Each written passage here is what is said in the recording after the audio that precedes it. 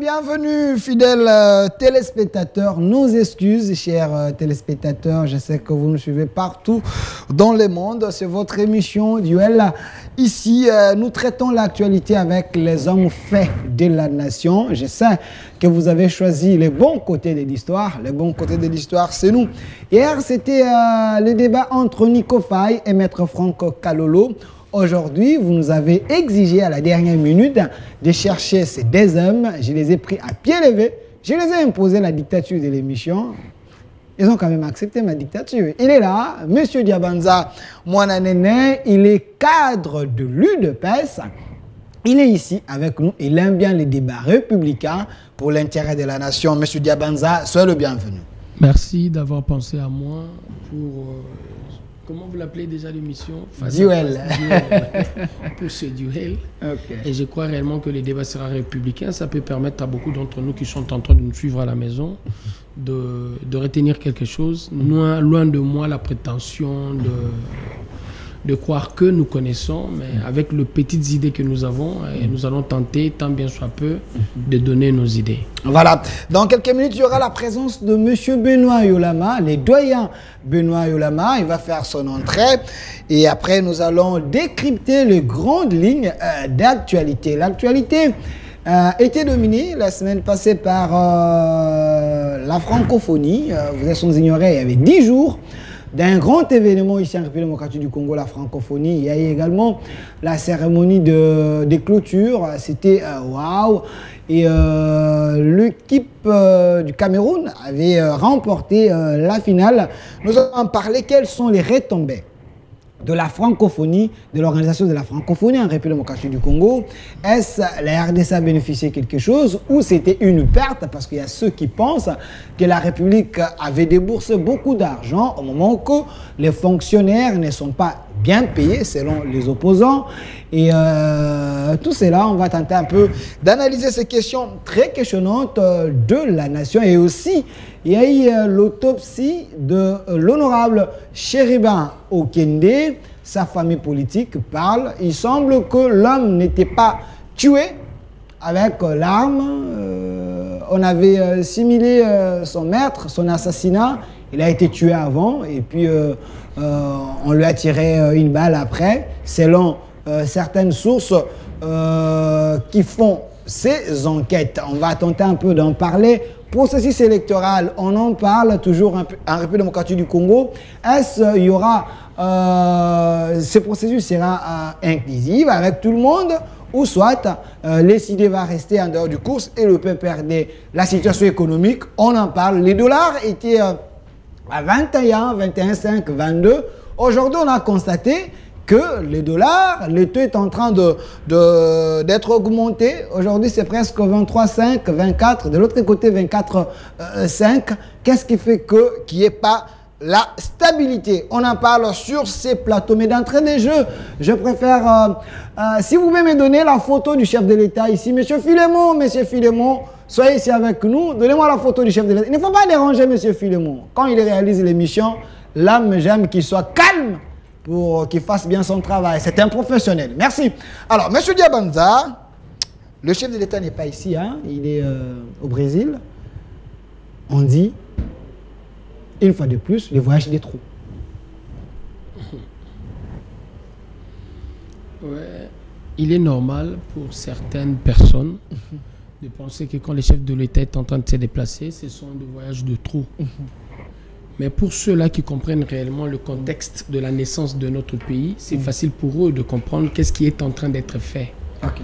Le Congo est né en 1885. Okay. Et en 1885, ce n'est pas de la volonté congolaise que nous sommes venus dans l'existence des États. C'est grâce réellement à la convoitise, je peux me permettre de le dire, de grandes puissances en Allemagne, convoqués par Bismarck. Et tous ces gens-là, dans ce contexte, lorsqu'ils étaient en train de travailler pour faire appel à la naissance du Congo, ils étaient en train de se partager l'Afrique au nom de leurs intérêts. Okay. Et Adam Smith, je crois bien, c'est un théoricien qui a montré à l'essentiel de l'humanité quelle devait être réellement la motivation de la vie sur Terre, l'économie. Et de cette économie, nous devons tous être à la recherche de marché, accroître le marché pour accroître son influence, accroître son capital. Et de cette manière, le Congo est venu à l'existence. Et le Congo venant à l'existence, les puissants qui étaient présents sur la table ont décidé de donner le Congo entre le plus petit d'entre eux. Ok. Le roi Léopold II. Ce n'est même pas la Belgique parce que la Belgique n'était pas dans l'aventure. Et le roi Léopold II, en prenant le Congo, il a pris l'engagement de laisser tous les autres puissants commercer au sein du Congo. Lorsqu'il a décidé, en appelant le Congo État indépendant du Congo, lorsqu'il a décidé réellement de restreindre la dimension économique des autres, c'est le moment où ils ont décidé de le récupérer, le Congo. Et compte tenu du commerce, il était, lui, en train de ne respecter en aucun moment le droit de l'homme. Nous étions des objets qui étaient en train d'appartenir au roi Léopold II. Et au nom du caoutchouc, grâce à la découverte du pneu, il en avait besoin et ici on en avait en abondance. On nous demandait à chacun de l'amener selon le poids qui était défini pendant la journée. Quand on ne respectait pas, on devait couper la main. C'est un peu de l'histoire. Mais c'est ça qui justifie le voyage du chef. J'en arrive. Faites une histoire. J'en arrive. En 1950, hein. J'en arrive. On est en 2023. Si vous n'êtes pas capable de comprendre votre histoire, il vous est difficile. Si vous n'êtes pas capable de chercher dans votre histoire, il vous est difficile de comprendre le présent. Avant de comprendre le présent, vous devez jeter un coup d'œil au passé. Et le passé nous permet de comprendre le présent et de projeter l'avenir. Du caoutchouc, à cause de ce commerce, le monde entier s'en est pris, tout le puissant, au roi Léopold II. Après cela, nous allons connaître la Deuxième Guerre mondiale. Et avec la Deuxième Guerre mondiale, il y aura un autre joyau que le Congo va donner à l'humanité. Cette fois-ci, ça sera l'uranium. Et à cause de l'uranium, c'est comme ça que les États-Unis ont compris que le Congo devait devenir indépendant. Okay. Parce qu'il y a une richesse. Entre États, il n'y a pas relation. Il n'y a que des intérêts. Il n'y a que des intérêts. Et de ces intérêts, nous sommes devenus indépendants. Et de cette indépendance, parce que le monde était en train de changer, vous devez comprendre les deux puissants. Russie, Union soviétique à l'époque, et les États-Unis ont compris qu'ils n'avaient pas entre leurs mains de pays qu'ils étaient en train de coloniser. Il fallait une autre stratégie pour avoir la possibilité de prendre chez nous nos richesses, nous les pays du tiers-monde. C'est comme ça qu'il y aura le néocolonialisme. Aujourd'hui, au moment où nous sommes en train de vivre, le Congo, une fois de plus, est au rendez-vous de la technologie. Et nous sommes au rendez-vous de la technologie. Nous avons des matières à fournir. Mais le régime Tshisekedi a fait que 4 ans. Et avant le régime Tshisekedi, il y avait d'autres régimes. Vous pensez que le Congo n'était pas au rendez-vous? Il était toujours au rendez-vous. Au rendez-vous. Il l'était parce qu'on avait déjà le coltan. Et de ce coltan, moi et toi, nous sommes en train d'en pâtir. Nous sommes en train de vivre une guerre pendant 30 ans et nous le savons tous, c'est une guerre économique. Monsieur Diabara, et de cette guerre économique, j'en arrive, laisse-moi Monsieur Diabara, si je vous ai posé cette question, que le chef a voyagé, selon les opposants, c'est un voyage de trop, parce qu'on fait le parallélisme avec l'ancien président Kabila qui ne voyageait pas trop, il était plus concentré aux histoires de la RDC, mais vous voyagez trop, mais apparemment la situation s'empire, c'est dans ce sens-là que les gens s'inquiètent. Le Congo est considéré comme un patrimoine universel où tout le monde a le droit de puiser. Monsieur Benoît Yolama, et de ce qu'on est en train de faire par rapport au Congo, il fallait nécessairement que nous puissions avoir une approche qui doit en premier lieu faire comprendre à tous les partenaires que le Congo a un maître. Donc ce n'est pas... Et de cette diplomatie que nous sommes en train de faire, c'est que nous voulons, la conséquence que nous allons finir par connaître, et rien d'autre que la libération du Congo. Merci. Nos richesses vont nous appartenir. Nos richesses ne seront plus réellement l'apanage de puissance. Merci. C'est ça qui justifie les voyages du chef. Bien sûr. Merci. L'approche, c'est une approche à caractère diplomatique. Alors, monsieur Benoît Yolama, c'est vrai, je vous ai appelé un peu en retard. Voilà pourquoi vous avez fait l'effort de venir. Une fois de plus, merci de m'avoir honoré. Mais M. Benoît Yolama, on va décrypter les grandes lignes d'actualité. Qu'a gagné la RDC après l'organisation de la francophonie, on va en parler. Et l'autopsie de la mort de Sherman Okende, il y a eu des résultats. On va essayer aussi de placer un mot. La situation économique. Récemment, on a vu les taux étaient réduits à 22, 22,5. Et la situation commence encore à galoper. C'est presque 24, 25 aujourd'hui. On ne sait pas pourquoi le ministère de l'économie, le ministre des Finances, la Banque centrale n'arrivent pas à maîtriser les choses. On va en parler. Et aussi la problématique des élections. Mais la première question, le chef de l'État n'est pas au pays, il est au Brésil. Les opposants, je ne dis pas vous, mais certaines personnes pensent que c'est des voyages de trop. Et c'est le cas aussi, vous le perdez? Vous pensez de la même manière? Bon, la situation globale est d'abord chaotique. Je ne saurais pas tout de suite vous faire une analyse secteur par secteur. Mais restons sur le plan de la diplomatie. Oui, mais c'est des voyages que je peux qualifier de touristiques. Je ne l'ai jamais. Ce sont des voyages touristiques, éminemment touristiques, et qui n'ont apporté absolument rien à la République, mais qui n'ont apporté que de malheur. Il a été à Kigali, il a été à Kampala, il a été au Kenya, il a été partout. Aujourd'hui, le malheur du Congo, c'est d'avoir un chef d'État qui n'a fait que voyager à travers le monde. Il ne lui reste que l'Australie. Le Congo est enclavé. Il est en train d'ouvrir le Congo au monde, il semble. Mais le Congo n'a jamais été un pays paria. À aucun moment où le Congo était fermé, et je ne vois pas, puisqu'il y a d'abord un code diplomatique très important ici chez nous, je ne vois pas comment on peut dire que le président a fait connaître le Congo comme si le Congo n'est jamais connu à travers le monde. Avec le Congo sa diplomatie agissante. Fait partie, je ne sais pas en quoi elle est agissante, peut-être sur les finances elle est agissante, mais en dehors des finances elle est agissante où? Puisque partout nous avons participé dans les organisations internationales, le Congo est relégué toujours au dernier plan. Nous sommes 8e sur le plan militaire, mais on prend Kenya qui est 21e sur donc le plan africain pour que le Kenya forme l'armée congolaise. Et vous trouvez que ça c'est normal? Et en plus de ça, et le président en Allemagne a déclaré qu'il allait faire le Congo, l'Allemagne d'Afrique. Nous entendons encore. Nous entendons. Je sais peut-être que d'ici 2-3 mois, il fera le Congo, l'Allemagne d'Afrique. Pas même l'Afrique du Sud et d'Afrique, mais l'Allemagne d'Afrique. Et vous savez qu'en Europe, en dehors de l'Angleterre, la première puissance économique en Europe, c'est l'Allemagne. Donc c'est le pays modèle.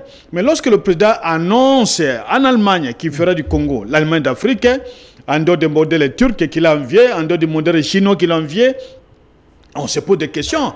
Où en sommes-nous avec plus de 400 quelques voyages? Plus de 400 quelques voyages. Vous avez listé ces voyages? Et mon jeune frère Gaminé est en train de noter, il va revenir, et il est en train de faire ça. Et alors, maintenant, à ce niveau-là, lorsque vous constatez sur le plan statistique et purement financier, vous allez constater que chaque voyage, à chaque voyage du chef de l'État, le trésor public paie, si c'est moi, c'est 2 500 000 $. Et si... il y a des fois où par semaine il a 7 voyages à travers le territoire national, et donc à travers le monde. Il fait le Kenya, il fait l'Angola, il fait Addis Abeba, 7 voyages. Et dans chaque voyage, c'est dans les soucis d'aider dans chaque voyage, il y a toujours une équipe qui précède. Et toutes ces équipes-là sont prises en charge par les trésors publics, en dehors de l'avion qu'on nous fait louer à des millions de dollars. Et donc, nous connaissons que ce sont des voyages improductifs, et des voyages qui n'ont rien amené à l'État congolais, et des voyages qui ont en tout cas amené encore de la souffrance de la population congolaise. Vous êtes sûr? Mais moi, je ne peux pas dire... Il semble que nous avons des retombées de ces voyages. Mais quelle retombée? Quelle retombée? On a pris le président de l'Équateur, un pays de l'Amérique du Sud, qui a fait une année, qui a créé autant d'emplois. Combien ces voyages ont créé comme emploi à l'intérieur du Congo? On va vous dire, on a engagé quelques... On a mécanisé les gens qui étaient... Mais les gens, quand l'Organisation internationale du travail définit un homme ou une femme qui est employé, lorsque la personne est quelque part, il dépasse 100 jours. C'est-à-dire, tout ce qu'on a régularisé les cas était déjà engagé. Et en dehors des magistrats qui posent jusqu'aujourd'hui des problèmes. En dehors peut-être des gens qu'on a d'une manière un peu ramassée et amenée pour faire quelques travaux de la francophonie. Qu'on nous dise quels sont les domaines que le président crée des emplois, que ce gouvernement crée des emplois. On ne nous dit même pas. Et les statistiques, combien de chômeurs ont-ils trouvé, combien ils ont embauché, combien sont salariés. Et depuis l'époque du Zaïre, je le répète bien, à aucun moment nous avons vécu une situation où le salaire devient une affaire où il y a la rétention comme si c'était une affaire économique où il y a la rétention de stock. On vous paye un mois, après les autres ont un retard de 2 mois, les autres ont un retard de 3 mois. C'est le cas avec le régime. C'est ce qui se passe présentement. Et on ne sait pas expliquer cela. Et on va vous dire non, tout va bien. Et béton, ça va. Non, et le pays est en guerre, peut-être le pays est agressé, voilà pourquoi tous les moyens peuvent être orientés vers l'armée. Ça n'a rien à voir avec la guerre. La guerre, au contraire, c'est celui qui nous a ramené la guerre. C'est son frère Kagame qui a été avec lui, qui l'a embrassé, que mon frère, c'est celui qui nous a amené la guerre. Il n'y avait plus de guerre dans l'émotion que nous avons aujourd'hui. Tous les territoires nationaux étaient sous le contrôle du pouvoir central. Mais aujourd'hui, si vous contrôlez la situation est catastrophique. Merci. Mais je vous donne une petite information. 5 secondes. Je suis dans le taxi avec une dame délimitée. La dame me chante béto, béto, béto. Elle veut descendre, je vais descendre sur Huilery, je paie 500 francs. On lui dit non, c'est 1500. Oh, pourquoi ça a augmenté? J'ai dit, bon, voilà. Vous avez crié en entrant dans le véhicule, béton. Maintenant, on vous donne le prix béton. Vous êtes incapable de payer. J'ai sorti mon argent, j'ai payé pour lui. Okay. Voilà un peuple qui est incapable de comprendre même sa propre souffrance. Voilà un cas. Merci, monsieur Benoît Yolama. La femme a chanté béton en entrant dans le véhicule.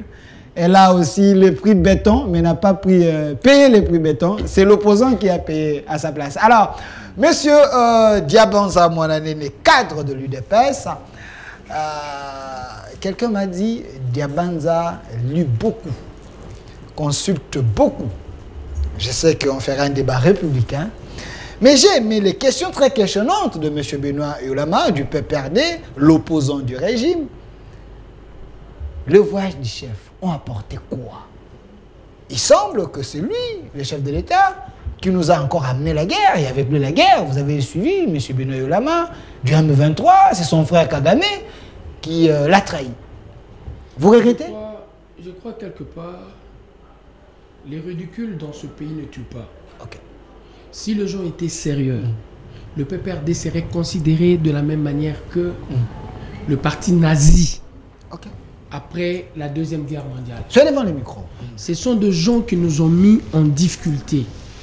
Et lorsqu'il est en train de parler de la cessation des hostilités avec leur régime, c'est comme s'il est en train de faire fi de l'accord du 23 mars avec le M23. Parce que le M23 dont il est en train de faire, dont nous sommes en train de vivre aujourd'hui, le SAFRE de la guerre. L'M23 dont vous avez ressuscité. Non, dont nous n'avons pas ressuscité.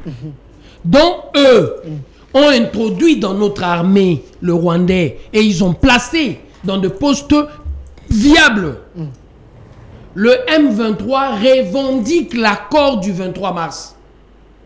Et cet accord a été signé avec le régime. Et de cet accord, nous remarquons comment est-ce qu'on est en train de dire à un militaire rwandais du M23, le grade qu'il était en train d'occuper de l'autre côté de la rébellion, c'est le même grade qu'il aura dans notre armée. Et les régions militaires de leur choix, c'est l'Est de la République. C'est l'Est de la République. Et lorsqu'on est en train de parler de la fraternité avec Kagame, il reste notre frère.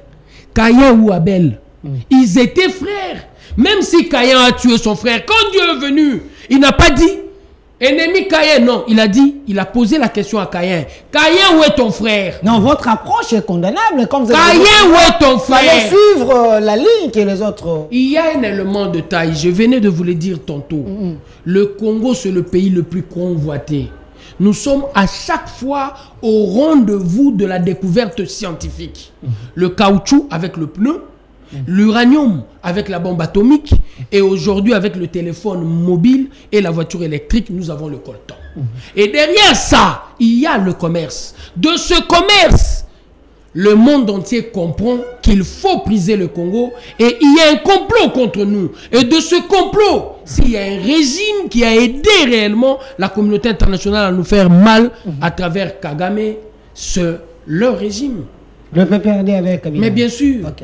Kabila a fait le pied. James Kabarebe était son chef. Hein? Kabila a fait le pied de la rébellion de 7 mois, ici dans le pays continent que nous sommes, le Congo. La rébellion avec l'armée rwandaise, le chef des opérations au Congo s'appelait James Kabarebe, qui est devenu bien après chef d'état-major ici chez nous, chef d'état-major au Rwanda. Et eux peuvent se permettre réellement de parler de Kagame. Si Kabila est devenu président, c'est grâce à Kagame. Comment ça? Mais bien sûr. Kabila a succédé à son La père. rébellion a été financée. Et puis, La rébellion a été financée par le Rwanda, l'Ouganda. Et s'il faut parler réellement du personnel militaire, c'était de Rwandais qui ont mené combat ici chez nous. Et ces Rwandais-là qui ont... Il pouvait y avoir les Ougandais. Mais le chef des opérations s'appelait James Kabarebe. Et c'est lui qui avait réellement Kabila sous ses ailes. C'est la raison pour laquelle, c'est la raison pour laquelle beaucoup d'entre nous estiment de fois que Kabila c'est un Rwandais. Non, vous êtes un peu passéiste. Aujourd'hui, on parle du M23 parce que Kabila vous a laissé les pays avec Bunagana, avec tout, sans qu'il y ait la guerre. Mais vous, ils étaient cantonnés où? Aujourd'hui, ils étaient cantonnés où? Ici au Congo, dans un endroit bien précis, et les autres étaient infiltrés dans notre armée. Et ceux qui sont en train de revendiquer aujourd'hui, c'est ce qu'ils ont eu. Donc, par un accord, par la négociation, par un accord, mais bien sûr, par un accord avec le régime de Kabila. Et de cette guerre du coltan, pendant que Kagame était en train de taire les armes, nous tous nous le savons. Il y a même des ponts qui ont été construits dans des endroits bien précis, ici en République démocratique du Congo, où on était en train d'exploiter de l'or, du coltan, pour le compte du Rwanda. Et Rwanda, à l'extérieur, était devenu réellement pays exportateur du coltan et de l'or qui venait du Congo. C'est grâce à cela que les armes se sont tues. Et quand nous sommes arrivés, parce qu'il a parlé de la dimension fraternité. Le Rwanda reste notre voisin. Le président Tshisekedi a changé d'approche. Il a dit à Kagame, il y a possibilité que vous puissiez, chez nous, bénéficier de l'or et du coltan, mais au grand jour. Devenez commissionnaire. Vous allez bénéficier du pas de porte. Il y a possibilité pour vous, de votre agenda, de chercher réellement les investisseurs pour le compte du Congo. Et en ayant le pas de porte, ça peut vous permettre d'avancer. Et en dehors de cela, raffinerie de l'or pour le compte de... Ce n'était pas Sokimo, l'autre là de Sakima. Sakima. Pour le compte de Sakima. Il y avait un contrat.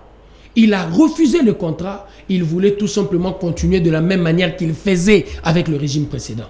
Et c'est ça la raison de la guerre. Qu'a gagné la RDC avec plus de 400 voyages, selon M. Benoît Yolama, de tout ce que nous sommes en train de vivre. Est-ce qu'il y a le retombé de ces voyages? Parce que... Mon frère, vous ne pouvez pas vous permettre réellement de parler de la guerre de l'Est sans associer le Kenya. Vous ne pouvez pas, parce que quand nous allons au Kenya, ce n'est pas pour le tourisme. Quand nous allons au Kenya, c'est pour le compte de la guerre de l'Est. Le Rwanda deux fois se déplace, l'Ouganda, l'Angola. Quand nous allons en Angola, c'est pour le compte de la guerre de l'Est. Vous ne pouvez pas demander réellement au Congo de se cloîtrer dans sa position sans pour autant aller à l'extérieur, pendant que, je venais de vous le dire très bien, nous sommes victimes de nos richesses. Même le film de Thierry Michel, qui n'est pas congolais, belge, le démontre à suffisance. Et en dehors de cela, nous avons encore vu le film de M. Foucault. Alain Foucault. Alain Foucault. Il était en train de démontrer que, à cause de 400 millions de smartphones lents fabriqués par toutes les usines, le Congo est en train d'en pâtir. Parce que le coltan, qui est réellement la matière prisée pour la fabrication de batterie, nous le trouvons au Congo. Merci, monsieur. Et à cause de cela, nous en pâtissons. On est dans l'obligation de circuler le monde, et en circulant le monde, en faisant comprendre aux multinationales, aux États, que l'heure a sonné où nous devons réellement de prendre les richesses du Congo par les fenêtres. En prenant même une armée très faible, l'armée kenyane, pour venir nous aider. J'ai aimé au moment que nous, on était 8e. Non, j'ai aimé mon co-débatteur lorsqu'il a parlé réellement de l'armée. Je suis très content. Parce que je me dis quelque part, même quand on est en train de parler de l'armée congolaise 8e, c'est en termes de taille. Ok. C'est en termes de taille, la taille de notre armée. Comment est-ce qu'une armée qui devait vivre sous un régime de notification d'achat d'armement pouvait être devant le Kenya? Comment est-ce qu'une armée qui était sous embargo, pour achat d'armes, pouvait être réellement devant le Kenya? Mais j'ai vu Kabila acheter les armes, les chars de combat. J'ai filmé des défilés ici. Malgré cela, Kabila achetait des armes. Merci. Alors, monsieur vous étiez ici quand nous étions en train de suivre le défilé, où on remarquait réellement un char de combat tombé en panne en plein défilé. L'œuvre humaine n'a jamais été parfaite. Nous étions ici au Congo. L'œuvre humaine n'a jamais été parfaite. Alors, monsieur Benoît Yolama, avant de parler de retombées de la francophonie, mais j'aimerais bien que vous puissiez éclairer l'opinion parce qu'on nous suit partout dans le monde. Cette émission est tellement suivie. Laissez vos commentaires sur YouTube. On va en tenir compte. Monsieur Benoît Yolama, parce qu'on vous accuse, vous, d'avoir cédé ces Congos. Kabila a été venu au sommet de l'État pour faire ses commerces, selon Willy Michiki. Kabila n'a pas facilité la tâche aux Congolais. Mais Bitakwira m'a demandé de vous demander, vous les Congolais, est-ce que vous lisez attentivement les livres de Charles Onana? Je commence... parce que là, il y a tout. Il y a tout. À la dernière, donc à partir de la dernière partie de votre questionnaire, je demanderai à Bitakwira de vérifier son passage à travers la classe politique et son vagabondage politique et ces différents mouvements qu'il a effectués à travers le pays et même comment il s'est fait compromettre dans les contrats de maisons préfabriquées où il avait déjà signé un arrêté. Bitakwira Bitakwira, où il avait déjà signé un arrêté et en suivant l'audience, il s'est totalement compromis. Mais il ne voulait pas le reconnaître, bien que le ministère public l'avait fait une grâce de ne pas l'arrêter. Bitakwira, c'est un homme intelligent de mon pays. Contrairement à Bitakwira, Yolama a le sens de l'honneur et de la dignité absolue. Contrairement à Bitakwira, qui ne fait que voyager. Deuxième élément, lorsque nous avions défendu le Congo, lorsque le 2 août a mené la guerre que nous connaissons aujourd'hui, je ne sais pas où se trouvait M. Bitakwira, si ce n'est pas au RCD, avec Michiki, que vous avez cité. Oui, Michiki. Michiki qui s'est donné plusieurs noms, tantôt professeur d'université. Il est professeur, il a soutenu sa thèse. Tantôt, chef coutumier prince, il a été arrêté. Il était au Soudan, où il voulait entretenir une rébellion, donc peut-être l'un des parents serait du côté rwandais. Nous les connaissons, nous connaissons comment ils fonctionnent.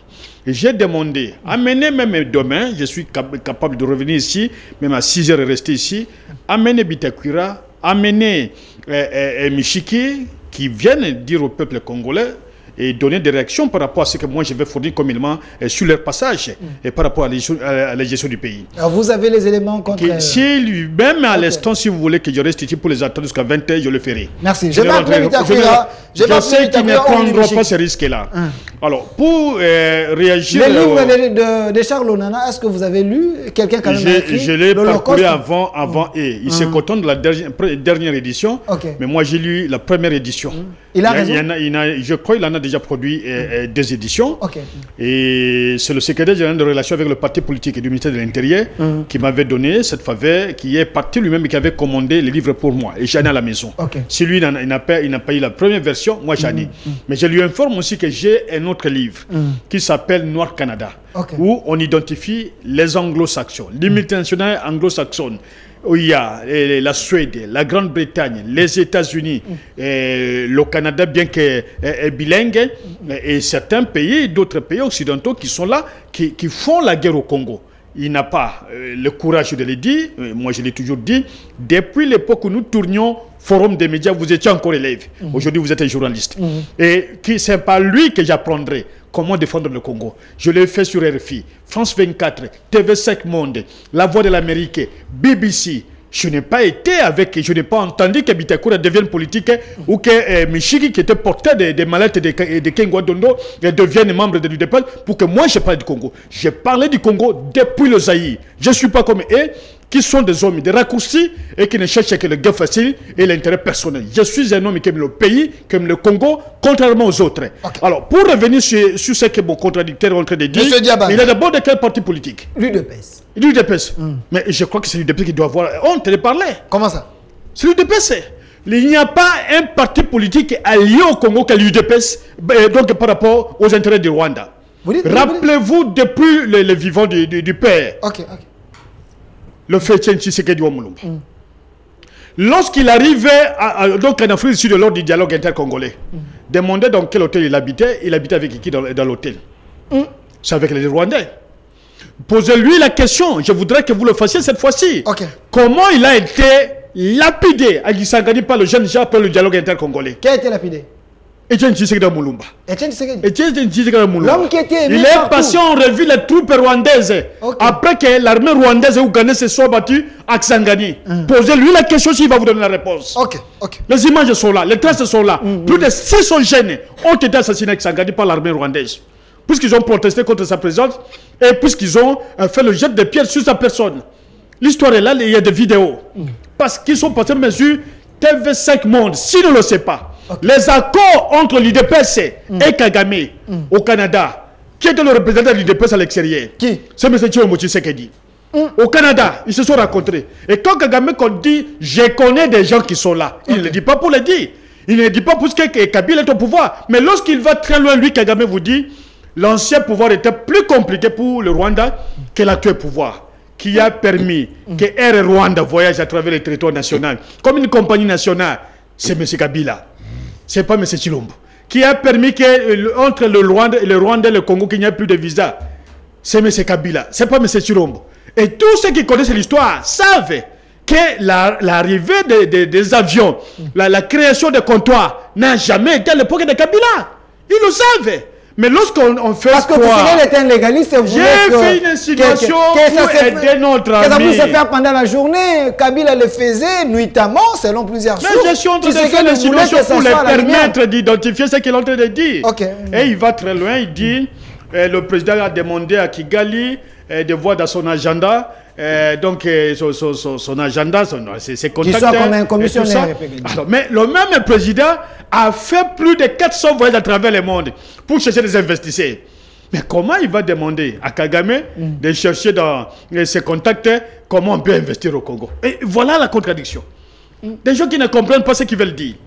Et nous sommes très à l'aise sur la question rwandaise, puisque quand nous tournions l'émission le forum des médias, je ne sais pas l'âge que mon contradicteur avait. Je ne sais pas. Nous y sommes entrés trop petits, mais nous y sommes sortis trop grands. Et l'émission est encore là. Madame, la coordonnatrice de la RTNCD, Boulamantari, est encore là. Mais c'est Noël Kalonda continue à animer l'émission. Et Madame Hippolyte Laurence, presque tous les trois sont là. Et peut-être l'homme de Matata et Matundu, je crois que tous les quatre sont encore vivants. Posez-leur la question comment nous on sortait de la RTNC. Posez-leur la question, le rôle que l'UDPS avait joué. Et à l'époque, tous ces jeunes gens qui sont venus aujourd'hui, on ne les connaissait pas. Nous avions connu Bossassi. Je ne sais pas s'il les connaît. Qui était parmi les piliers de cette émission Forum des médias avec les doyens qui tout au lien toi. Les doyens manquaient d'avocats. Et le reste, professeur Mbelelo qui est aussi décédé. Ce n'est pas eux qui parlent de l'UDPS. Et l'autre pharmacien, je ne sais pas si se trouve où, ce n'est pas eux qui parlent de l'UDPS. Ils viennent faire des racontats des réseaux sociaux, mais ils sont libres de faire ce qu'ils sont en train de faire. Ils n'effaceront jamais l'histoire de ces pays que nous avons eu à bâtir.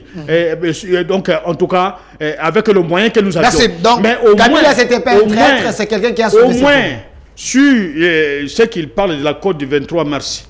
Bon, il ne connaît même pas encore qu'il y a eu l'accord d'Addis Abeba, qui n'était pas signé le 23 mars. Et il y avait un certain nombre de points dans cet accord. Et le revendication ou les commissionnements des Rwandais n'a pas été le fait du PPRD. N'a pas été le fait que le PPRD n'avait pas encore vu le jour. Nous étions à l'époque avec CPP, qui était dirigé par le professeur Lunganjo. Et nous, après le dialogue intercongolais, nous qui étions du côté gouvernement congolais, nous qui étions les défenseurs de la République, nous avions connu, après le premier dialogue, où nous sommes partis chercher à négocier avec les rebelles Bemba, c'est l'UDPS qui était avec les anglo-saxons. C'est l'UDPS qui était avec les Rwandais. Les Nyarugabu, les Rouiberwa, les Birikam, Bizimakahara, Rara et Koso, tous ces gens étaient dans un hôtel avec les chefs donc en Afrique du Sud. Et c'est le même. C'est des vérités troublantes, hein, monsieur Benoît Yolama. Vous assumez vos propos. Qui? Les vérités dont vous êtes en train de dire. Hein. Mais c'est connu que vous voulez que je vous dise le contraire. Invention. Vous voulez que je vous dise le contraire? Okay. Amenez-les, appelez Nyarugabo, il ne viendra plus ici, ce que j'ai eu à l'affronter dans plusieurs émissions, mais il aura peur de venir ici. Appelez-les, posez-lui des questions. Quand on a enterré des femmes à Kassika, à Walikali, un peu partout, vivantes, l'UDPS n'a jamais condamné. Mais quand il y a eu une attaque sur l'île là, où les Burundais avaient attaqué des Rwandais, les drapeaux de l'UDPS étaient mis en berne. Est-ce qu'il peut nous expliquer ça? Merci. Ils viennent sur le plateau, au lieu de profiter de l'opportunité qu'on leur accorde, ils veulent se faire un luxe en y amenant des histoires qui n'existent pas. Mais la seule vérité, au moins, le 2 août est retenu comme la date d'agression du Congo. L'agression que nous vivons présentement, c'est l'œuvre de l'UDPS et de son chef, l'UDPS Tshisekedi, parce que c'est comme ça qu'il s'appelle. Et l'UDPS Tshisekedi est parti avec son chef pour négocier une légitimité internationale. Colette Brackman l'a publié. Calmez-vous. Colette Brackman l'a dit. Merci. Et donc, ce n'est pas lui qui va me dire le contraire. Merci, monsieur Benoît Yolama, cadre du PPRD, fidèle à Laurent Désiré Kabila et à son fils, Joseph Kabila. Jusqu'aujourd'hui, il est avec l'homme de Kingakati. Mais il aime bien les débats républicains. Alors, monsieur Diabanza, j'ai aimé votre calme. Je veux vous donner suffisamment les temps. J'ouvre la question de la francophonie, mais s'il y a les arriérés, vous pouvez les payer calmement. Alors, monsieur Diabanza, qu'est-ce qui est faux dans ce qu'il a dit? Ça, c'est par rapport à la première question. Et la deuxième question, quelles sont les retombées qu'a gagné la RDC en organisant le jeu de la francophonie? Il a parlé de 2 août 98. Et le 2 août 98, j'ai aimé lorsqu'il était en train de citer Bizimakahara, Rouiberwa, Nyarugabo. Mais posez-vous la question, ils sont membres de l'AFDEL? Ils sont venus avec Kabila. Kabila est venu avec tout ce jour-là. Kabila père comme Kabila fils. Ce sont leurs amis. Ils étaient dans le bagage. Ils sont dans leur bagage, ils sont venus ensemble. La guerre, je viens de le dire tantôt. Pour que nous puissions parler de la guerre de 2 août 98, le 17 mai 1997, Rouiberwa était dans nos frontières. Dans quel camp politique? Dans le même camp politique que Kabila fils. Dans le même camp politique que Nyarugabo. Dans le même camp politique que mon contradicteur. À moins qu'à l'époque, il n'était pas encore membre de l'AFDEL. S'il était là comme il est en train de le prétendre, il est avec eux. Ce sont leurs amis. Bizimakahara était ici chez nous, ministre des Affaires étrangères. Avec qui? James Kabarebe, chef d'état-major. Avec qui? L'UDPS au pouvoir. Ils doivent avoir honte de le dire. Ils doivent avoir honte. Ils citent Rouiberwa à gauche déployée comme si Rouiberwa a déjà été membre de l'UDPS. Et lorsqu'il est en train de parler la bénédiction de l'UDPS, comment? La guerre de 2 août 98 dont il est en train de faire allusion, c'est une révolution de palais. James Kabarebe va se rebeller avec leur chef. Et tous ces Rouiberwa et autres vont prendre le camp avec Kabarebe contre Mouzé Laurent Désiré Kabila. Il y avait membre de l'UDPS dans cette révolution, dans cette rébellion? Non. Tous ces gens qui vont créer le RCD venaient de Kinshasa. Et c'est lui qui a eu la possibilité de mener combat pour eux. James Kabarebe, qui sera arrêté et sauvé grâce aux négociations entre Mouzé et Kagame la nuit. C'est comme ça que le RCD va voir le jour. La guerre du 2 août 98 dont il est en train de faire allusion. Et à ma grande surprise, il parle de la guerre de l'Ouganda et le Rwanda ici. C'est en 2006. En 2006, Tshisekedi n'a plus fait de tournée vers Kisangani. 2006. C'est en 2006. Notez, monsieur Benoît Yolama. Je l'ai ici. 2006. 2006. Ok. Michael Arouang. Vous avez parlé de la lecture. Il s'est vanté de lire Noir Canada. Et du Noir Canada, j'ai aimé. Quand il était en train de dire que les anglo-saxons sont en train de faire la guerre chez nous. Et je venais de vous le dire tantôt. On est dans l'obligation d'avoir une approche diplomatique pour résoudre le problème du Congo. Et il l'a dit. Parlons du Noir Canada. Et quand vous lisez Holocauste, Holocauste fait voir comment est-ce que Kabila, Michel Rwang, avec Assassins sans frontières, Mbeko, écrit avec Ngwanda, la stratégie du chaos, ils sont en train de faire voir comment est-ce que Kabila joue son rôle dans notre malheur. Et il n'est pas à démontrer. Kabila fait quoi? Joue son rôle dans notre malheur. Quel Kabila? Le fils ou le père? Le fils. Ok. Il n'est pas à démontrer, mon frère, l'infiltration de notre armée. Et lorsqu'il est en train de parler du PPRD, moi j'ai parlé de l'accord du 23 mars 2009. Le PPRD était déjà en vie. Et lui, il était là. Lorsqu'ils étaient en train de signer avec le M23, le 23 mars 2009. Ce n'est pas avant la naissance du PPRD. Okay. Le PPRD était déjà en train d'exister. J'ai aimé lorsqu'il est en train de faire allusion au dialogue intercongolais.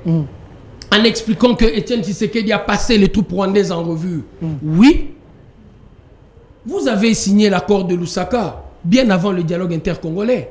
Et dans l'accord de Lusaka qui était signé vers juillet 99, je crois, de cet accord qu'on était en train de signer, le Rwanda est partie prenante.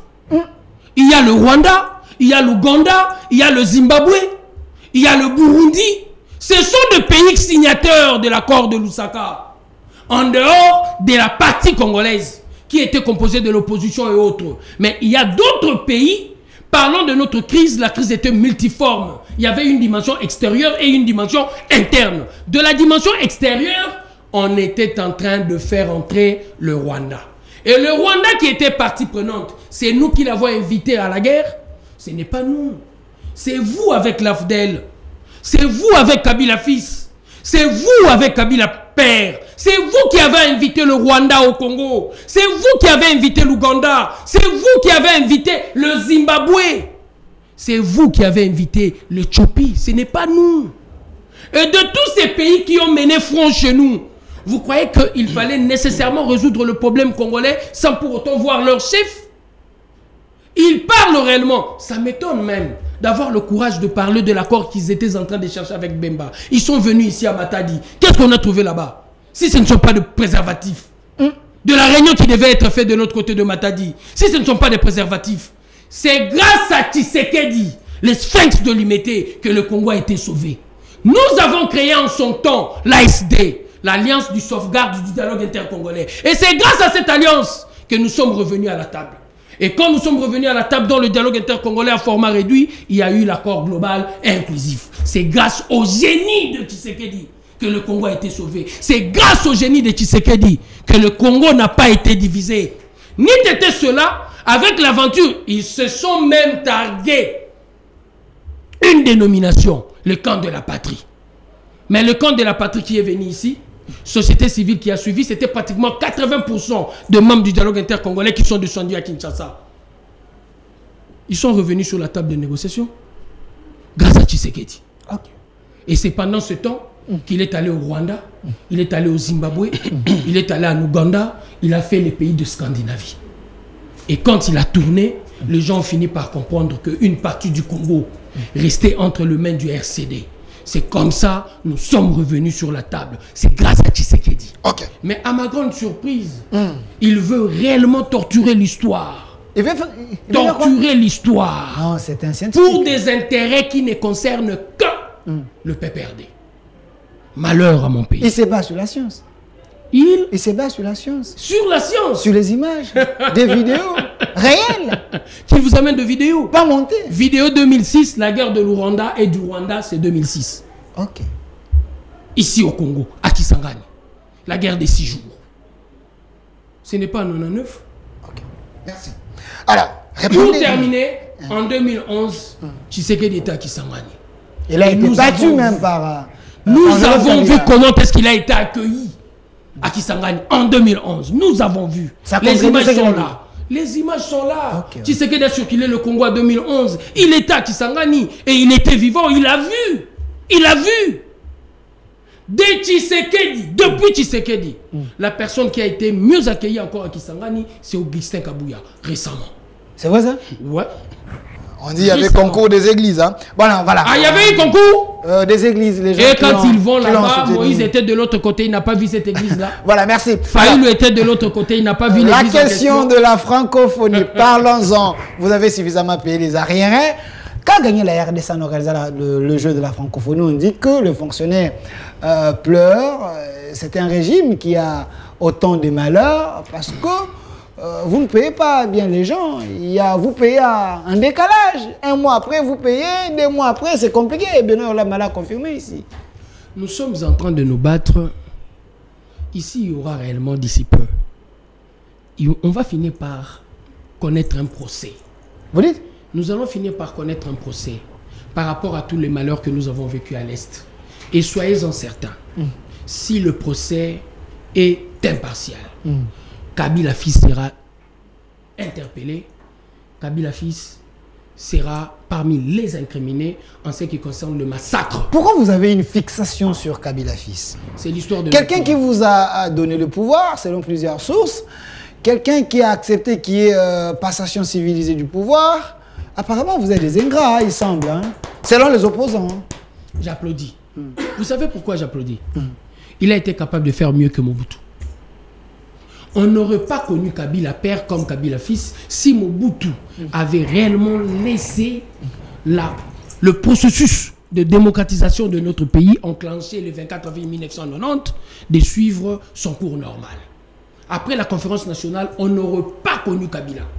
Mais notre malheur vient de ce que Mobutu avait réellement bloqué le processus. Et comme il a bloqué le processus, Kagame est entré dans notre pays par le mouvement de mon contradicteur. Okay.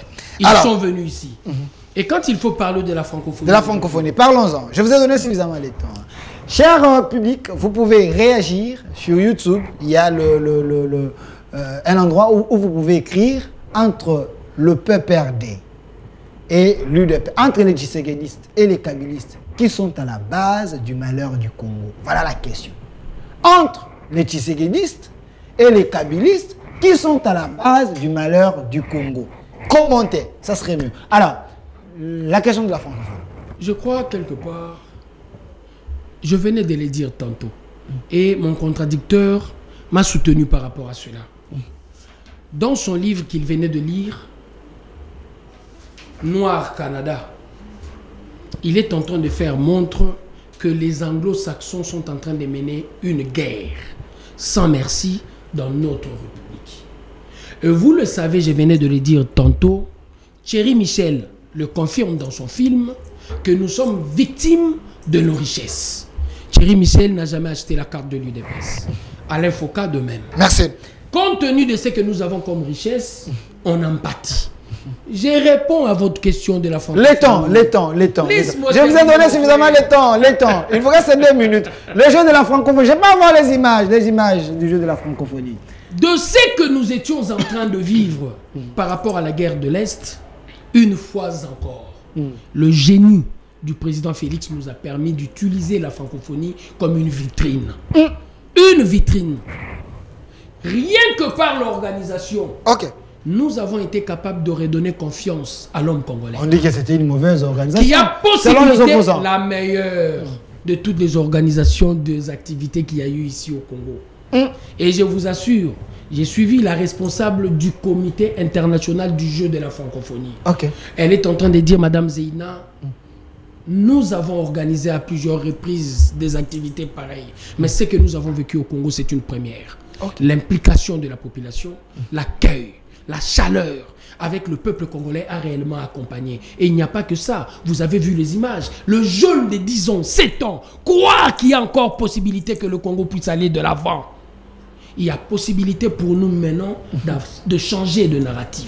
Okay. Grâce à ce que nous avons vécu, il y a une certaine confiance qui est en train de naître en nous. Voilà. Et en dehors de cela, Le thème déjà, qui était en train de dénoncer l'agression rwandaise, le pillage de nos ressources, comme le dit réellement mon contradicteur en parlant de Noir Canada, les pillages de nos ressources, et qui était en train de mettre en exergue les valeurs francophones, j'estime déjà que la vitrine nous a suffisamment servi. Avec les 88 pays membres de la francophonie, nous avons été capables de faire entendre une fois de plus notre voix. C'est parmi les retombées. L'absence de Mouchikwabo en parle la rwandaise long encore. Okay. Et pourquoi encore?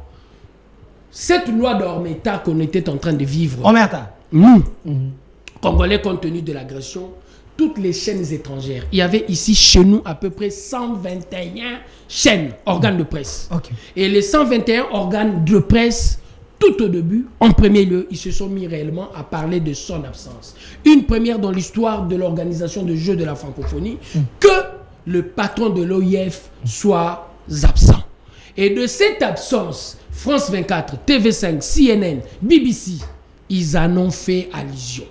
Pourquoi? Pour la simple et bonne raison que la thématique, malgré lorsqu'on était en train de parler invitation et autres, la thématique et la dimension de son état qu'il envoie réellement à l'OIF a joué suffisamment compte tenu de l'agression rwandaise au Congo. Merci, vous avez suffisamment parlé. Monsieur Benoît Yolama, je vous donne aussi le temps parce que vous êtes opposant du régime. Est-ce qu'il y a les retombées du jet de la francophonie? Oui, et il fallait peut-être laisser notre monsieur de l'UDP se faire celle de l'émission, puisqu'il lui accorde autant de minutes, autant de largesse, et démontre amplement que le travail n'a pas été équilibré et que c'est déséquilibré. Cela ne donne pas une très bonne image du journaliste que nous connaissons. D'abord, je n'entrerai même pas dans les jeux de la francophonie qui n'a jamais fait partie de la campagne de M. Chilombo. Okay. Bien que sur un plateau d'or, il a dit, surtout au Congo, que s'il gagnait le pouvoir, il n'a aucun programme. Si pourrait le programme de gouvernance du Congo, si pourrait la gouvernance du Congo, c'est le jeu de la francophonie, que c'est que certains ne comprennent pas comment il fonctionne. Ok. Nous disons clairement, je commence par la situation de la guerre. Et en niant le passé de Tshisekedi avec Sangani, il y a des gens qui vont vous envoyer même des vidéos. Envoyez-moi la vidéo. Mon numéro est là. Avant que moi je vous en parle, des gens de Sangani vont même se révolter, ils vont vous envoyer la vidéo. Okay. Où Tshisekedi a été, en tout cas, lapidé. Je dis bien lapidé avec Sangani. Après le dialogue intercongolais, il est arrivé au Rwanda. Après le Rwanda, il est arrivé avec Sangani où il passa en revue les troupes rwandaises. Et voilà, il veut déformer l'histoire. Pour dire que Tshisekedi n'est jamais arrivé avec Sangani, il était que quand il est parti en 2011, il était bloqué dans un avion.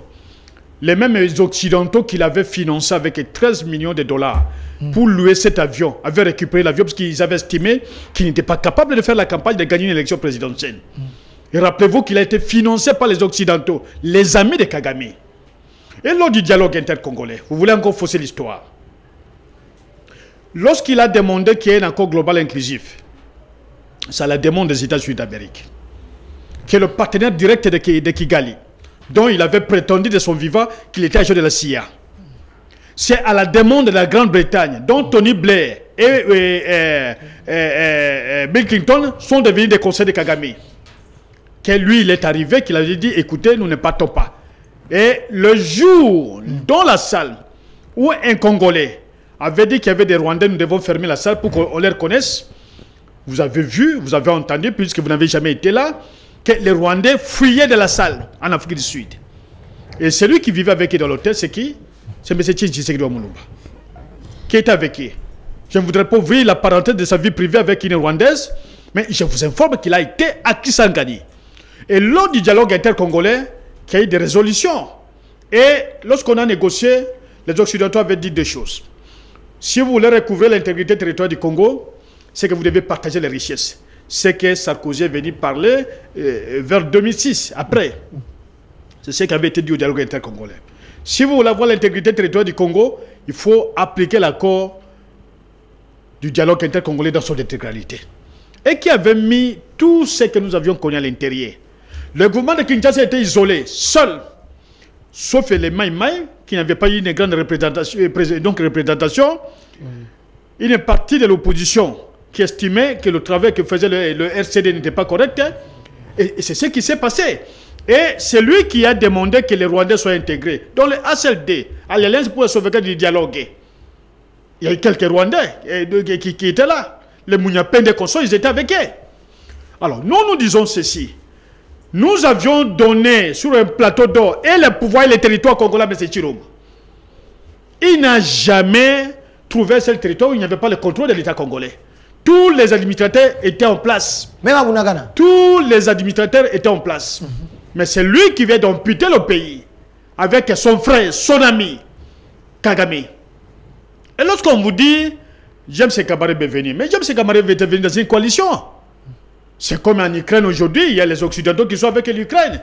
Mais le président ukrainien n'a pas fait autant de voyages pour que sa cause soit entendue. Nous avons fait la guerre. Nous l'avions menée.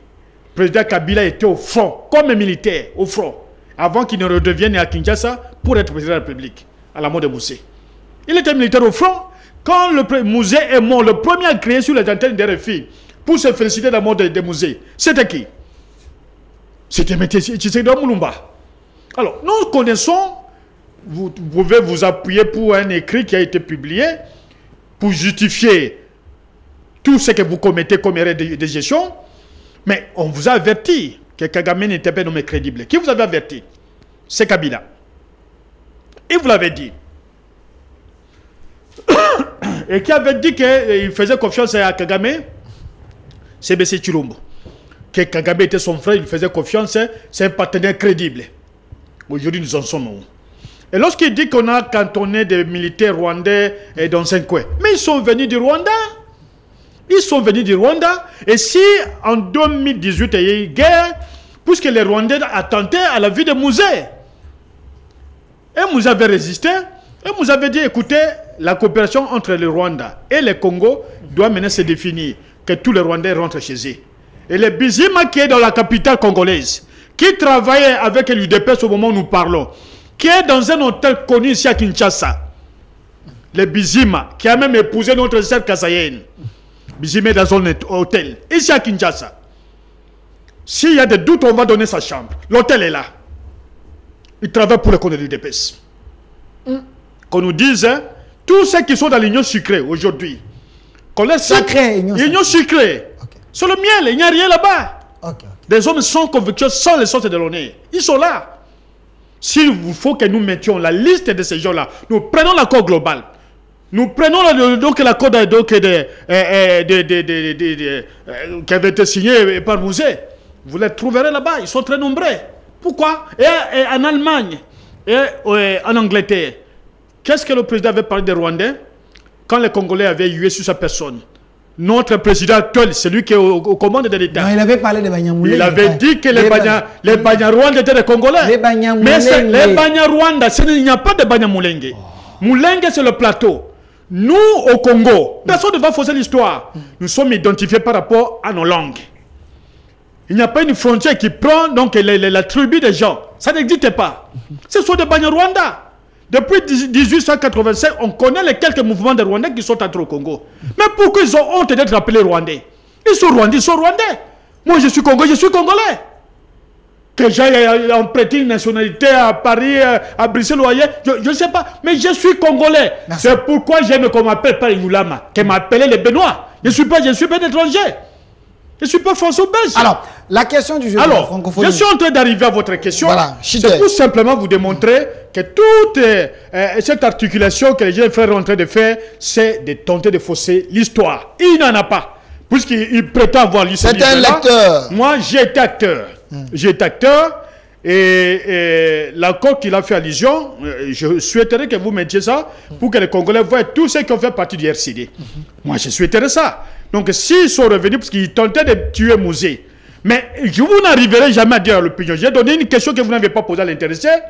Comment Air Rwanda est arrivé au Congo?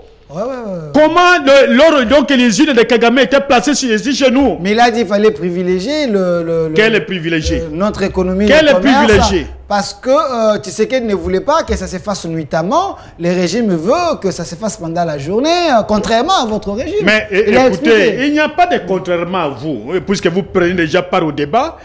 Et il faut retenir, il faut retenir que Mike Hammer a été presque le conseiller politique de M. Chilombo à Kinshasa. C'est lui qui a annoncé même ses voyages. Non, c'était l'ambassadeur des États-Unis. Nous l'avions dit. Il était ambassadeur. A eu même à lui faire croire qu'il lui ferait gagner un partenariat stratégique avec les États-Unis d'Amérique. Nous avons vu ici à l'aéroport d'Ndjili, où on parlait d'une centaine de militaires américains. Je ne sais pas s'ils sont morts, s'ils sont encore vivants. On ne sait pas où ils se trouvaient. C'est Mike Hammer qui l'a fait aussi. C'est Mike Hammer qui nous révéla comment ils ont commencé à voler les 16 millions de dollars qu'il avait donné pour le travail, donc la lutte contre le Covid-19. C'est le même Mike Hammer qui nous annonçait, déjà même avant que lui ne prononce le discours, les divorces entre le FCC et Cash. Et c'est Mike Hammer qui l'a amené pour raconter le président américain aux États-Unis. Il n'a jamais su raconter le président américain, mais il a réussi au moins à aller visiter la tombe du papa de Mike Hammer aux États-Unis. Voilà des choses que nous avons vécues, voilà des choses que nous a amenées, et voilà des choses. Alors, maintenant, en ce qui concerne la question... Une minute. Il revient encore sur des questions de la francophonie. La francophonie. La visibilité. Mais j'aurais souhaité qu'il relève de la francophonie que le cousin du président était le premier qui avait été nommé à la tête de cette structure, qui a détourné plus de 80 millions de dollars. Et qu'on a chassé, qui se trouve en Belgique. La voiture qu'il utilise coûte 300 000 €. Il est en Belgique, il est reparti. Ni arrêté, ni recyclé. Tout est parti. Et il y avait une affiche, je vous en prie, il y avait une affiche juste à côté de l'église de Soni Kafuta, où on nous montrait qu'on allait construire 7 immeubles de 10 niveaux ou 10 immeubles de 7 niveaux. L'affiche là est déjà écartée. On nous a amené les préfabriqués. Mais on ne nous parle pas de l'argent qui a été décaissé. Pour le stade des Martyrs. Vous estimez qu'il y avait pour le stade des Martyrs. Il y a eu des détournements? Un volet. On ne peut même pas parler de détournement. Que le détournement sous-entend changer même l'existence de ce téléphone. Le téléphone est à ma gauche. Lorsque vous le mettez à droite, juridiquement, c'est un détournement. Même lorsque vous changez de compte, même si vous n'avez pas utilisé l'argent, c'est un détournement. Mais le volet, un volet qu'on peut dire, un volet organisé, avec autant de complices, et avec autant de toute une chaîne. Puisqu'on ne peut pas, je ne peux pas m'imaginer que quelqu'un arrive à voler 70 millions de dollars et que le président vous dise demain que je suis au courant de rien. Et que demain, après-demain, le président vous dise non, je n'ai pas été au courant. Et que le chef vous dise que je n'ai pas eu l'autorisation d'aller contrôler. Alors, au stade des Martyrs, attendez, au stade des Martyrs, vous l'avez donné suffisamment de temps, je voudrais récupérer. Je voudrais récupérer.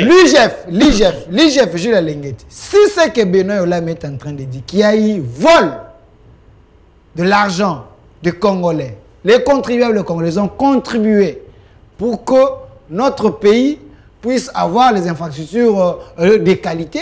Il y a un groupe de gens qui se sont donné le luxe de voler. Monsieur Jules Lenguetti, vous avez le droit d'aller fouiner, d'aller chercher. Nous voulons voir clair. Continue. Ok.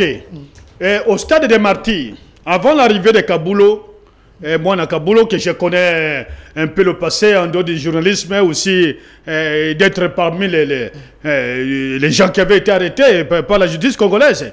Alors, l'ancien ministre ici, c'est Condé, je ne sais pas comment on l'appelait, 40 millions de dollars décaissés pour le stade des Martyrs. Il y avait une partie des chaises, et après le Congo était suspendu, et la CAF avait sanctionné la FIFA, et nos clubs ont été presque complètement en difficulté pour jouer les coupes africaines, mais aussi l'équipe nationale, et le stade était presque déjà en difficulté. Le stade est suspendu, et l'équipe était obligée d'aller chercher quel est le pays, ni d'aider la pression des joueurs. On ne jouerait jamais au stade de Manzembe de Lubumbashi. Le stade de Kibasa Maliba, de Lubumbashi, 17 millions de dollars. Rappelez-vous que les GF voulaient envoyer un comité, ces inspecteurs, au stade pour vérifier l'utilisation de l'argent et à Lubumbashi.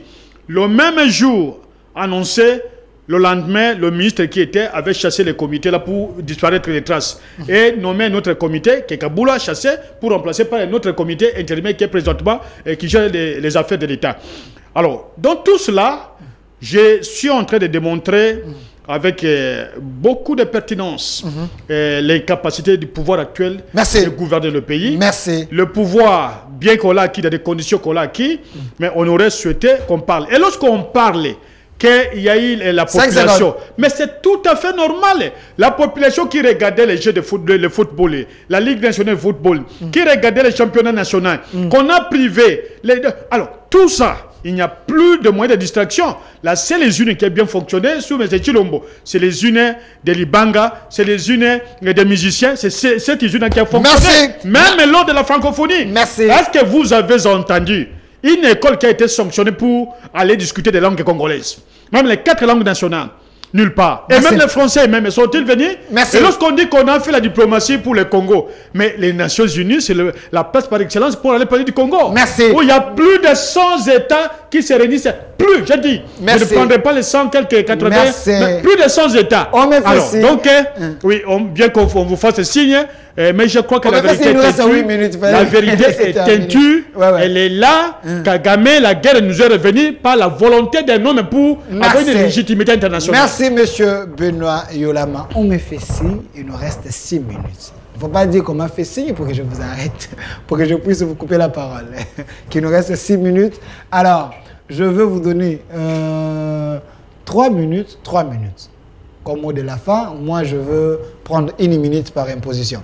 Alors, monsieur Diabanza, entre l'économie et la mort de Cheikh Okende, vous avez 3 minutes, essayez un peu de voir où en sommes-nous avec la quête de la mort de l'honorable Cheikh Okende et la situation économique, les dollars aujourd'hui. 24 et 25, les régimes n'arrivent pas à relever les défis économiques. Je crois quelque part, il est important pour nous, quand nous sommes dans un plateau de télé, de ne pas jouer à la victimisation. Ok. Mon contradicteur a parlé pratiquement pendant 11 minutes. Et lorsqu'il était en train de parler, il était toujours en train de se plaindre comme si c'est moi qui avais la parole. Et c'est ça qui est en train de m'étonner. Il doit cesser avec cette stratégie de victimisation. Ce n'est pas une très bonne chose. Ok. Quand on a des arguments, ça doit couler. Ok. Tout. Il s'est répété? Non, je ne dis pas se répéter. Je dis tout simplement la stratégie de victimisation. Ok. Ce n'est pas important. Et pour continuer, le PPRD ne changera pas. Hein? Le PPRD ne changera pas. À chaque fois que le PPRD est en train de parler, dont l'objectif, c'est toujours nuire. Dans certains discours génériques. Quand il faut réellement parler dans l'argumentaire, il faut aider ceux qui sont en train de nous suivre de comprendre quelque chose. Ok. Je prends un élément. Le président Tshisekedi est passé sur un plateau Top Congo pour dire qu'il n'avait pas de programme. Pendant que notre projet de société a été présenté ici à l'hôtel Béatrice. C'est le président Tshisekedi qui l'a fait. Avec 80 milliards pour... Et comment est-ce qu'il pouvait encore venir sur un plateau de radio pour se contredire pendant qu'il l'a présenté ici? 13 millions de dollars pour la location d'un seul avion avec le président Tshisekedi. Oh, c'est pour nuire. C'est faux? Oh, 13 millions, la location d'un seul avion. Oh, il a les éléments. Ok. Le président Félix a été huillé en Grande-Bretagne. C'est encore faux. Non, quand il a dit que les Banyamulenge, c'était des Congolais, vous pensez qu'il y avait l'unanimité? Les gens le suivent, hein? Mon frère, il n'y avait pas unanimité. Mais ça ne peut pas venir de lui. Ok. Il a vécu l'accord global et inclusif. Il a vécu l'accord de Lusaka. Et dans l'accord de Lusaka, quand le RCD était en train de signer, ce sont le même Banyarwanda qui signait. Et il était en train de le dire. Il l'a dit dans son propos. Qu'on leur a dit, je ne sais pas par qui, qu'il fallait nécessairement partager les richesses pour que vous puissiez garder l'intangibilité de frontières congolaises. Sarkozy. Il a dit ça. Ouais. Sarkozy est venu bien après pour nous expliquer réellement qu'il fallait partager les richesses. De la même manière, je ne sais pas qui était en train de dire qu'il fallait accepter le Banyarwanda comme le nôtre. Mais les Banyarwanda ne sont pas venus avec l'UDPS. Ils sont venus avec vous. Uruberwa, Nyarugabo, vous oubliez ou quoi? Ils étaient dans votre gibecière. James Kabarebe, il était dans votre gibecière. Vous avez fait de lui chef d'état-major terrestre.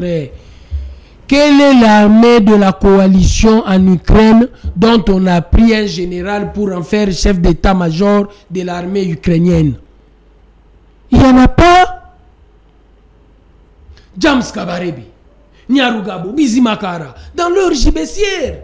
Ils ne sont pas devenus Congolais par nous, par eux. Bosco Tanganda. Et tous. Okay. Ce n'est pas nous. Nous avons compris avec notre génie qu'il fallait sauver le Congo. Roubé Rwabizimakara ici au Congo, en train de dormir dans un hôtel. Oh, est-ce que c'est... Avec cette information, on peut faire du buzz? Je crois que non. Qu'est-ce qu'il représente par rapport à Nyarugabo? Qu'est-ce qu'il représente par rapport à Mwanga Chuchu? Bizimakara. Qu'est-ce qu'il représente par rapport à Mwanga Chuchu? Mwanga Chuchu est congolais. Congolais ou député pas congolais? national. Mais Banyarwanda, non? Okay. Le Banyarwanda. Et lui, il possédait à lui seul 56% du réserve mondial du coltan. Mwanga Chuchu. À lui seul. 70% du réserve congolais. Et ces messieurs-là, c'est choquant. C'est targuer la poitrine ici au Congo en train de circuler. Avec quel régime? Répétez un peu ce que vous êtes en train de dire. 56% du réserve mondial du coltan. 70% du réserve congolais. À lui seul. Ok. Son père n'a jamais été Richard, son coco non plus. Mais il a eu la possibilité avec leur régime de contrôler tout ça. La capitale mondiale du coltan, entre ses mains. Et que représente Bizimakara par rapport à Mwanga Chuchu? Qu'est-ce qu'il représente? S'il est ici, ce n'est rien. Il était ici déjà avant avec vous. C'est vous qui l'avez amené, vous oubliez. C'est Kabila qui l'a amené ici. 1 minute, Chité. Quand il faut parler réellement du cas Chéribert Okende, et économie. Je crois quelque part, c'est quelque chose qui est en train de déranger plus d'un politique. Et il est important pour nous que nous soyons la photo du président fixés en ce qui concerne réellement l'assassinat de Chéribert Okende. La question qui nous revient tous à l'esprit, à qui a profité le crime? Et pourquoi on devait réellement abattre lâchement Chéribert? Je crois de ce qu'a dit le procureur, que l'arme qu'il a abattue s'est trouvée dans la voiture. L'arme a été utilisée pour couvrir le crime. Ça, c'est déjà évident par rapport à... Parce que le procureur disait aussi qu'il y aura autopsie. Le médecin légiste devait réellement faire leur travail. Et du travail des médecins légistes, nous venons de comprendre déjà. Parce que le procureur aussi a laissé entendre qu'on va comprendre tout après le travail des médecins légistes. Nous aurons à comprendre s'il avait déjà une maladie et il est mort de la crise de cette maladie ou s'il a été assassiné bien avant le coup de balle. Et je crois que ça se révèle qu'il a été assassiné bien avant. Et la vérité, d'ici peu, sera connue au grand jour. Je crois que c'est l'une des enquêtes qui nous sera très facile. Très facile. Très facile. Pas comme l'enquête de Chébéa. Grâce à la technologie. Grâce à la technologie. La technologie peut nous permettre déjà de comprendre, de retracer en premier lieu le parcours de sa Jeep. Parce qu'avec GPS, il y aura possibilité de savoir quel est le trajet qu'il a pris avant d'être abandonné là où nous l'avons vu. Donc je crois quelque part déjà, nous tous nous attendons. Je ne peux pas faire beaucoup de commentaires parce que nous attendons les La question économique. De la question économique, je crois... Dollar aujourd'hui, presque 25 encore. Le monde entier est en crise. Et vous avez suivi Kabound aussi qui dit c'était un régime qui tâtonne. Kabound. Kabound, c'est qui? Vous dites Kabound, c'est qui? Jean-Marc Kabound. Ah, Jean-Marc. Il a dit en prison. Laisse-lui faire son procès. Il dit c'est un régime qui tâtonne. Il faut chasser Tshisekedi parce que là, il ne faut pas compliquer sa vie. Il n'a pas le moyen de cette politique. Il ne saura pas chasser Tshisekedi. Votre mentor. Mentor en quoi? Oui, mais c'est lui qui vous a amené au pouvoir, non? Il a amené qui? Vous, l'UDPS. Au pouvoir? C'est faux? Ok, pas de problème. 30 secondes, la question économique.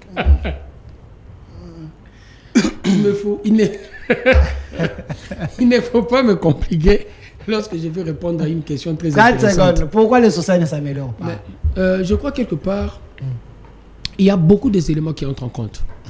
Nous avons une économie extravertie.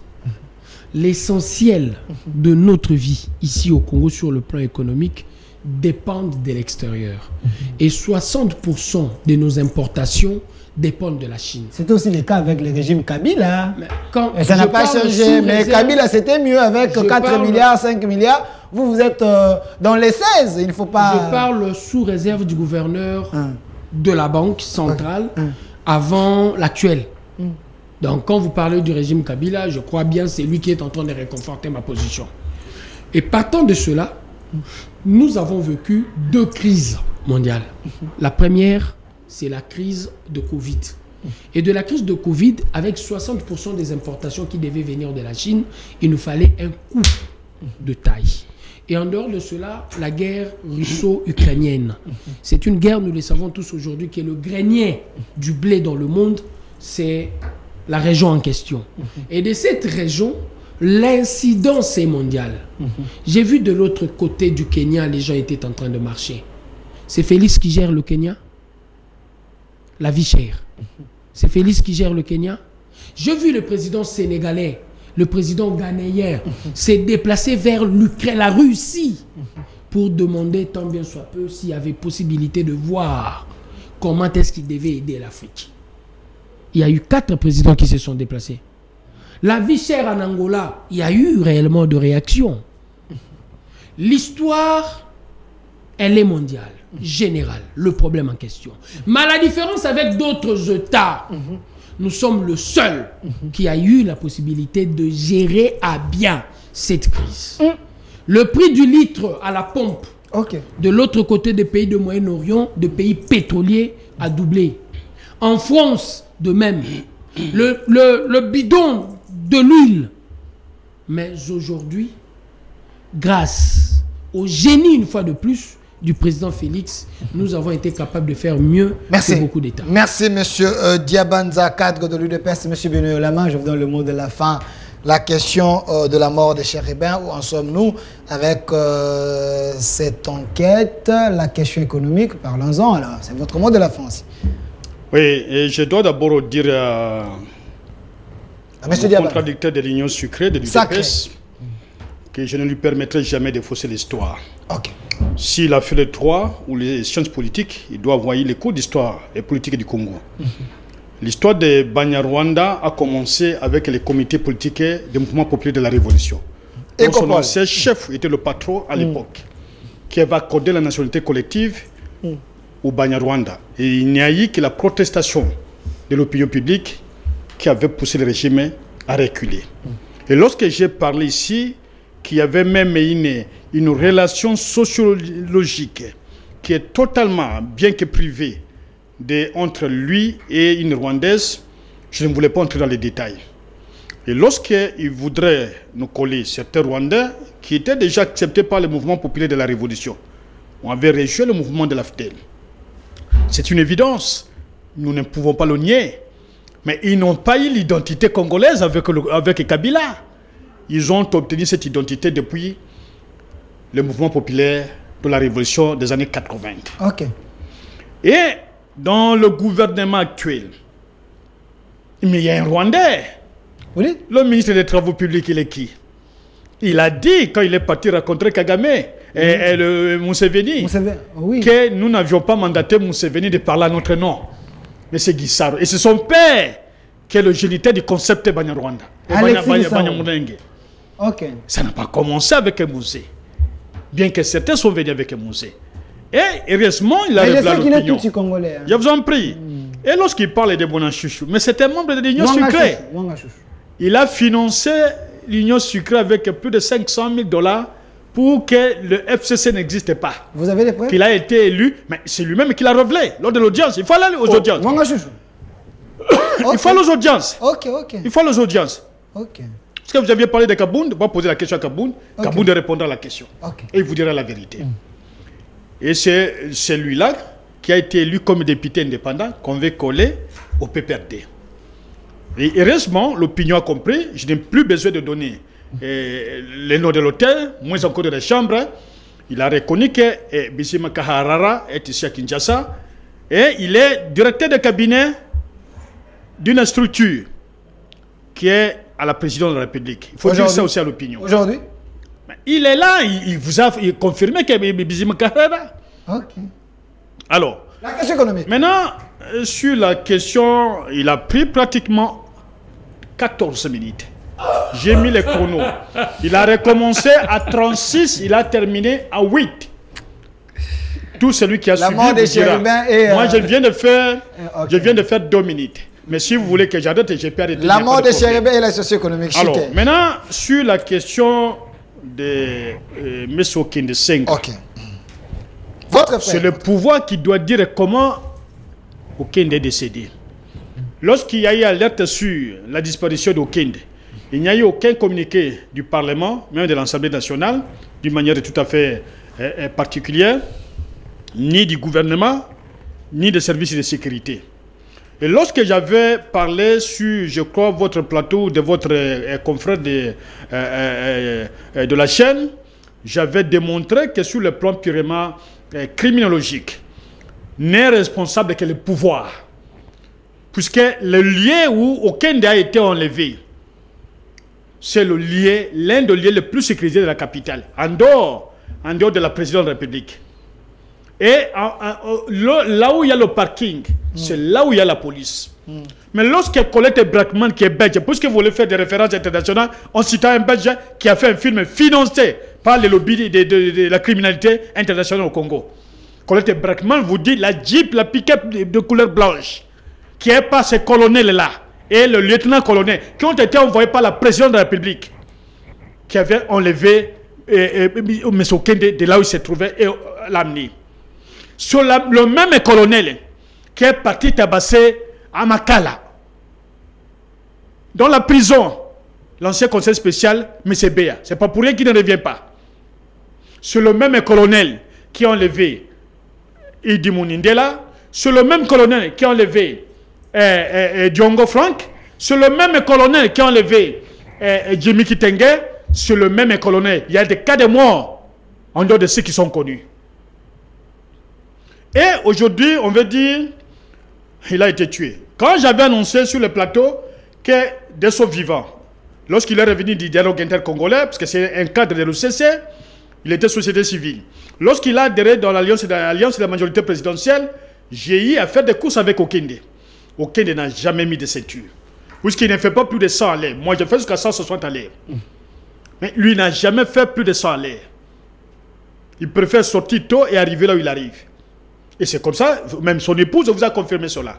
Mais lorsqu'on l'assassine, où on voit qu'il y a même des herbes derrière son corps, tout ce qu'on a vu comme effet et qu'on sort, on dit non, non, non, on fait l'audio, on oublie que même si on était bête, avec ce téléphone que j'ai ici, je peux sortir la voix d'un enfant, d'un vieux et d'une femme. Avec ce même téléphone. Mais merci. Je suis un homme. Merci. Et voilà, comme il n'y a pas de crime parfait, on arrête le supposé criminel principal et le garde des corps. On l'arrête où? À la Cour constitutionnelle. Où il y aurait fait 3 déplacements. S'il aurait fait 3 déplacements, c'est que la Cour constitutionnelle est le lieu par excellence où il y a eu crime. Puisque le criminel, ça c'est naturel. On doit même dire que nous avons aujourd'hui comme principe et de droit. Revient toujours sur le lieu du crime. Moi-même, je peux vous donner un cas. Je suis revenu du séminaire, je suis à congé. Je reviens vers 22 h après avoir passé le temps avec des prêtres au couvent. Je suis chez nous à la maison. Je trouve un voleur. Suivez bien l'histoire. Je trouve un voleur. Tout le monde dormait déjà. Et à l'intérieur, il faut avoir des torches, des piles, 3 piles qu'on sort. Quand je torche, je constate que la porte est ouverte. On est en train de sortir et des valises et qu'on sort. Ah, j'ai dit, mais qui sort des valises à 7 h? Alors je l'ai braqué la torche. J'ai dit, mais vous c'est qui? Qui êtes-vous? Quand il a vu que j'avais tonné, bien que j'étais petit, le monsieur a commencé à trembler. Les autres qui étaient dans notre maison ont compris. Nous l'avions tabassé. Sérieusement tabassé. On l'amène auprès d'un chef de quartier. Le chef de quartier dit, non, moi je ne vais pas le prendre parce qu'il se connaissait. Nous l'avions tabassé encore davantage, mais d'autres gens qui se sont ajoutés. Et nous avons constaté qu'il ne respirait plus bien. Nous avions fait l'effort de le jeter dans la concession du PNR, Programme National du Riz. Alors, nous sommes rentrés, mais nous n'avions plus la conscience calme que la personne allait succomber. Qu'est-ce que nous avions fait? Vers 3 h nous sommes revenus là où nous l'avions jeté pour voir s'il est déjà décédé. Nous sommes revenus. Ça, c'est naturel. Ok. Si donc le criminel, le suspect principal était revenu sur le lieu des crimes, Merci. comme moi je l'ai fait à l'époque, bien que le monsieur n'était pas mort, c'est que c'est la Cour constitutionnelle, c'est le lieu par excellence, il y a eu crime. Mais je termine. 5 Alors, secondes. lorsqu'on tire, on vient avec l'arme. On a trouvé la Jeep de Feu Chéribert en train de saluer. La Jeep n'était pas donc où on dirait que non, quand on l'a tabassé qu'on sort. Non. Et aucune goutte de sang sur les différents, en tout cas, ce qui est comme vitre par après qu'on sort. Et le sang, c'est ici, le sang non sûr. Et la ceinture se trouve en bas. La ceinture n'a pas été au-dessus de l'épaule. Voilà autant d'indices qui attestent que c'est le pouvoir qui a tué Chéribert Okende. Merci. Et je demande à l'UDPS, il y a un qui est passé sur ce plateau pour injurer Okende. Okende était doctorant en droit public interne. Merci. Donc, doctorant en droit constitutionnel. Merci, donc, monsieur. je ne peux pas prendre Okende comme ça. Il va faire des blagues des réseaux sociaux sur le plateau. Merci, monsieur Benoît Yolama. Merci, monsieur Benoît Yolama. Je précise que vous êtes cadre du PPRD. Je le suis. Un vrai muséiste et kabyliste. Nationaliste aussi. Merci d'avoir répondu à notre invitation. De l'autre côté, monsieur Diabanza, cadre de l'UDPS. Un vrai lecteur, un vrai scientifique. Merci d'avoir répondu à notre invitation. Merci également à vous. Mais la question demeure, entre les kabylistes et les tshisekidistes, qui sont à la base de nos malheurs? Qui ont tué ces Congos? Laissez vos commentaires sur notre lien YouTube. Merci à vous. Restez fidèles à nos programmes. Une autre RDC est possible. Au revoir.